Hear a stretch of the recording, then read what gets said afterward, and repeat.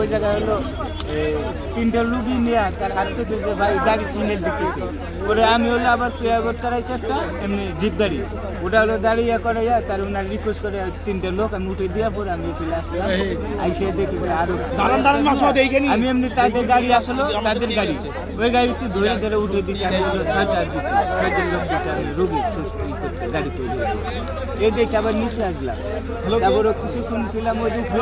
অনেকে ব্যাগ ধরতে আসে ব্যাগ ধরতে দিন আটকে রাখছিলাম বুঝলাম তারপরে আমাদের সবাই বাইরে আটকে রাখা ওরে আবার ও ব্যাগগুলো তাদের লোক এসে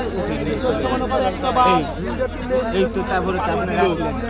আপনারা আসলেন মনে করেন আমরা আসার পরেও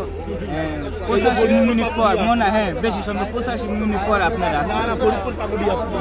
হাই হয়েছে 100 মিনিট প্রায় হয়ে গেছিল 100 মিনিট পরে আসলো হাই আচ্ছা আচ্ছা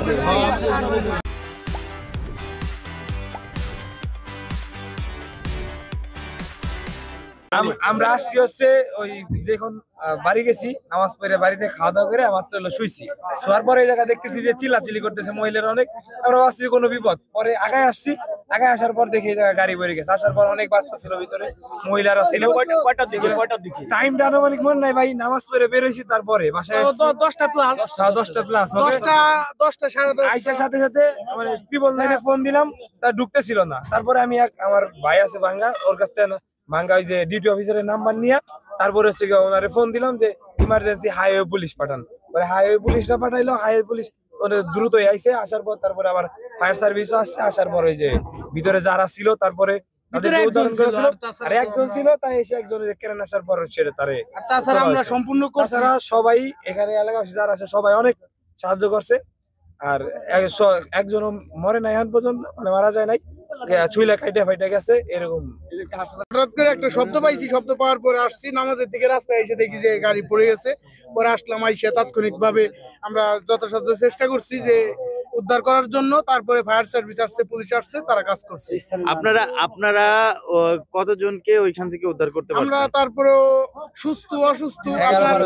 11-12 জন বা 15 জন হবে এরকম হবে মানে গুরুতর বাচ্চা টাচ্চা ছিল ধান ক্ষেতের মধ্যে ভিতরে পড়েছিল এইভাবে টোকায় মুকায় আর কি আমরা যথাসাধ্য ভাবে চেষ্টা করছি আচ্ছা আচ্ছা ঠিক আছে আজকে রাত 9:50 দিকে খবর পেয়েছি যে একটা গাড়ি এখানে ভুবক দিয়ে এখানে রাস্তার পাশে উল্টে পড়ে গেছে নিয়ন্ত্রণ হারিয়ে পরে আমরা সাথে সাথে খবর পেয়ে এখানে চলে আসলাম এবং আমাদের হাইওয়ে থানার রেকার নিয়ে আসলাম এসে আমরা দেখতে পেয়েছি যে জানতে পারলাম যে এটা হচ্ছে একটা বিয়ের গাড়ি এটা রাজবাড়ির গোয়ালন্দ থেকে বরিশাল একটা বিয়ে থেকে গিয়েছিল ওখান থেকে তারা আবার ফেরার পথে এখানে ভুবক দিয়ে এবং পুকুরিয়ার মাঝখানে মিডল পথে নিয়ন্ত্রণ হারিয়ে রাস্তার পাশে বাম সাইডে পড়ে গেছে পরিবহনের একটা গাড়ি এবং এখানে এসে আমরা কোনো আহত নিহত কাউকে পাইনি আর জানতে পারছি যে গাড়িতে প্রায় 50 জন লোকের মতো ছিল তাদের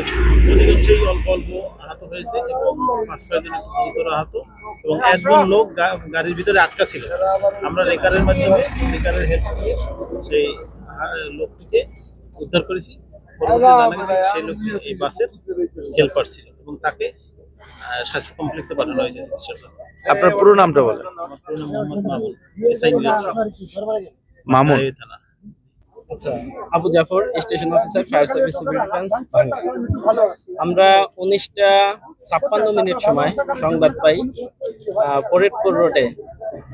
ফরিদপুরগামী ফরিদপুর হাইওয়ে রোডে একটি পরিবহন বাস উল্টে পড়ে গেছে তো তাৎক্ষণিক সময় আমরা মুভ করি এবং এসে আমরা আহত 6 জনকে আমরা এবং একজন চাপা পড়ে থাকে তো আমরা তাকে উদ্ধার করে তাকেও আমরা ভাঙ্গা স্বাস্থ্য কমপ্লেক্স হাসপাতালে প্রেরণ করি। আচ্ছা কিভাবে এই দুর্ঘটনা ঘটছে কি মনে করছেন? ঘটনাটি আসলে আমাদের যতদূর সম্ভব জানা যে নিয়ন্ত্রণ হারিয়ে উল্টে পড়ে গেছে। এরা কোত্থেকে কোথায় যাচ্ছিল এটা কিছু জানছেন? বরিশাল থেকে ফরিদপুর যাওয়ার পথে ঘটনাটি ঘটে। আচ্ছা আচ্ছা আহত নিহতের সংখ্যা কি? আহত 6 জন, নিহত নেই।